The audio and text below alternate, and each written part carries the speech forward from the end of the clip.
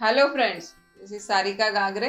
मैं वेलकम करती हूँ आपका एक इन्वेस्टमेंट जर्नी के वीडियोस में। क्या आप एफडी के अलावा कुछ दूसरा ऑप्शन ढूंढ रहे हो? क्या अभी आप कुछ महीने में रिटायर्ड होने वाले हो और आपको समझ नहीं आ रहा है कि मैं मेरा इन्वेस्टमेंट कहाँ पे पार्क करूँ? अगर आपको जो पेंशन है वो टैक्स फ्री चाहिए और आपको आपका पैसा लॉक भी नहीं होना चाहिए, तो आपके लिए मैं एक बेहतरीन प्रोडक्ट लाई हूँ। तो वो क्या प्रोडक्ट है ये समझने के लिए ये वीडियो आप पूरा एंड तक देखिए।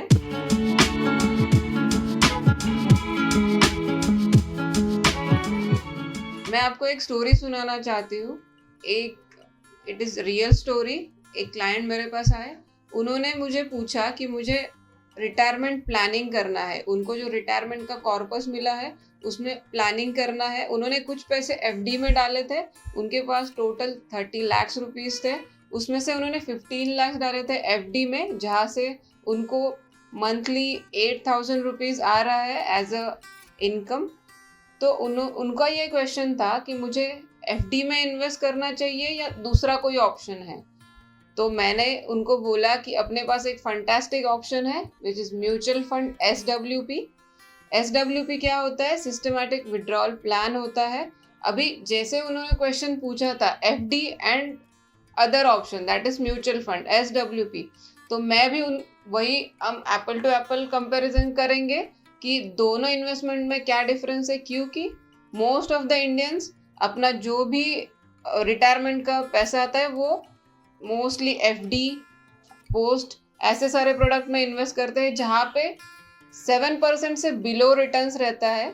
और मैं हमेशा बोलती हूँ कि 7% फाइनेंशियल इंडस्ट्री का एक या इन्वेस्टमेंट इंडस्ट्री का एक बहुत इम्पॉर्टेंट नंबर है, क्योंकि 7% हमारा इन्फ्लेशन होता है। इन्फ्लेशन के अगर बिलो हमारा रिटर्न रहता है कोई भी इन्वेस्टमेंट का, तो हम कभी भी ग्रो नहीं कर पाते। सो जहाँ पे भी आपको दिखता है कि मेरे इन्वेस्टमेंट के रिटर्न बिलो 7% है, आपको अलर्ट होना चाहिए, क्योंकि आपका पैसा कभी भी ग्रो नहीं होगा वहाँ पे।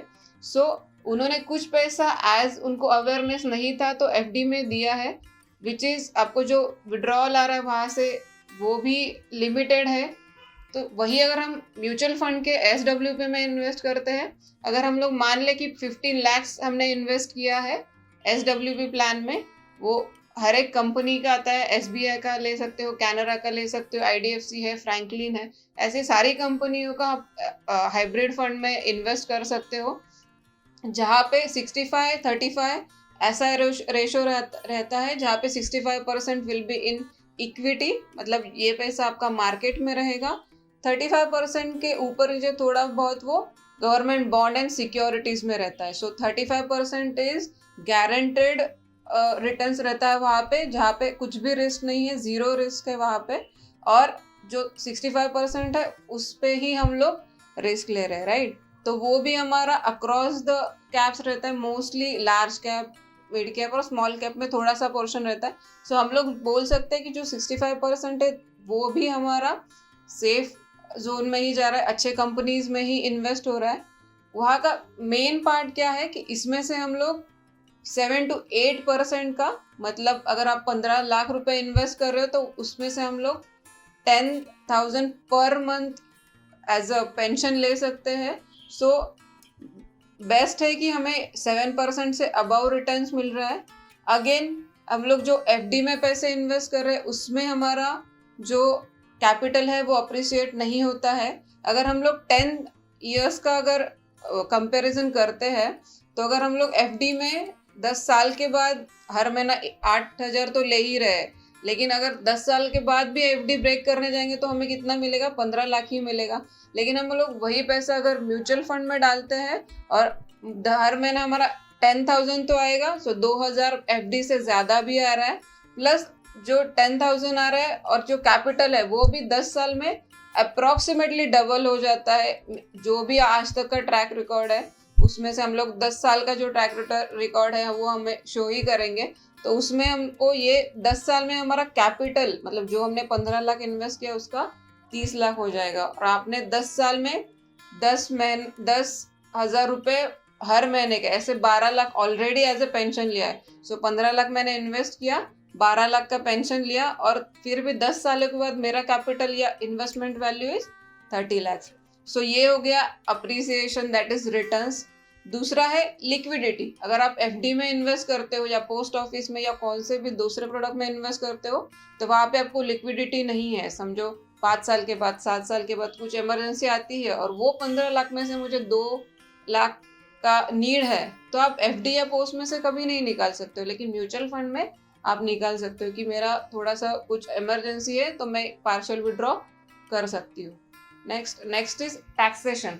सो टैक्सेशन क्या है? अगर आप एफडी में 15 लाख का एफडी है, आपका 8,000 अगर इनकम आ रहा है तो आप अगर इनकम टैक्स के स्लैब में आ रहे हो, अगर आपका पेंशन भी आ रहा है, अदर इनकम भी है और आपका जो इनकम है जो एनुअल अगर टैक्सेशन में आ रहा है तो आपको वहाँ पे टैक्स पे करना पड़ेगा, क्योंकि वो जो इंटरेस्ट है वो आपके इनकम में ऐड हो जाएगा। लेकिन यहाँ पे पर पैन, हर एक पैन पे आपको 10,000 महीने का टैक्स फ्री मिलता है, क्योंकि यहाँ पे 1 lakh rupees profit it is tax free in mutual fund. Equity taxation है ये फंड में, तो यहाँ पे आपको 10,000 पर पैन आप टैक्स फ्री ले सकते हो।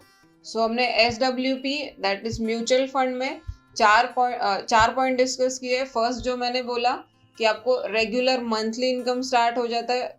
नेक्स्ट अपना प्रिंसिपल अप्रिशिएट होता है, जो हमने 15 लाख डाला है वो 10 साल के बाद 30 लाख हो जाएगा। सो प्रिंसिपल अप्रिशिएट हो रहा है। Third is taxation. आपको जो भी पैसा आप एज अ विड्रॉल ले रहे हो 10,000 that will be tax free. और फोर्थ इज आपका लॉक इन पीरियड नहीं है, जैसा एफडी में होता है, पोस्ट ऑफिस में होता है। यहाँ पे हमारा लॉक इन पीरियड नहीं है। आप कभी भी आपको अगर पैसे की नीड है, इमरजेंसी है, तो आपको विड्रॉ कर सकते हो। आपको करना नहीं है। अगर आपने विड्रॉ किया तो शायद आपका जो अप्रिसिएशन है वो कम हो जाएगा, लेकिन in case of emergency you have a option.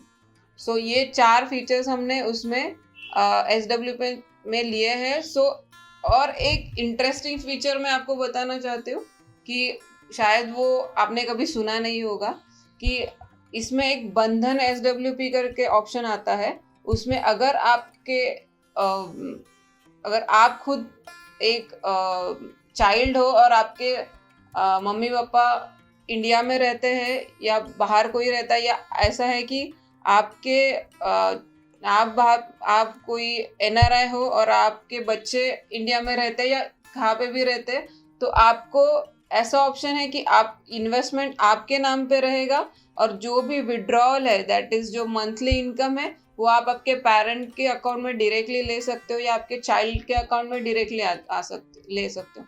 Mostly mutual funds में या कोई भी इन्वेस्टमेंट में ये ऑप्शन नहीं रहता है कि आप इन्वेस्ट एक जगह से कर रहे हो और दूसरे अकाउंट में विड्रॉल आ रहा है। लेकिन ये बहुत इंटरेस्टिंग फीचर इसमें है, क्योंकि क्या हो रहा है कि इंडिया में मोस्ट ऑफ पॉपुलेशन ऐसे हो रहा है जो बच्चे हैं वो पेरेंट्स यहाँ पे हैं और बच्चे शायद अब्रॉड में जा रहे हैं, वहाँ पे वो अर्निंग कर रहे हैं, लेकिन उनको कोई भी गेटवे नहीं है कि वो हर टाइम उनके अकाउंट में, उनके सेविंग अकाउंट में इंडिया में पैसे ट्रांसफर करे फिर वो पेरेंट्स को दे। सो यहाँ पे ये सब कॉम्प्लिकेशन में जाने की ज़रूरत नहीं। डायरेक्टली जो विड्रॉल है वो आपके पेरेंट के अकाउंट में आ जाएगा। सो ये एक इंटरेस्टिंग फीचर है उसमें। सो ये सारे पूरा वीडियो सुनने के बाद शायद आपको लगा होगा कि मुझे ये प्लान के बारे में जानना ही चाहिए। सो प्लीज़ कांटेक्ट करिए मुझे। आपको कुछ भी इसमें डाउट है आप मुझसे पूछ सकते हो। मेरा नंबर मैंने दिया है आपको स्क्रीन पे। सो प्लीज़ कांटेक्ट कीजिए। म्यूचुअल फंड SWP ये जो प्रोडक्ट है ये आपके रिटायरमेंट कॉर्पस के बास्केट में होना ही चाहिए, क्योंकि शायद FD का 8,000 आपको आज सफिशिएंट होगा, लेकिन जब आप म्यूचुअल फंड के SWP पे इन्वेस्ट करोगे तो आपका जो पेंशन है हर 10 साल में डबल होगा। सो वो एक की पॉइंट है कि आपका पेंशन भी बढ़ेगा। यहाँ पे आपको कुछ भी क्वेरी हो please contact me. Thank you so much.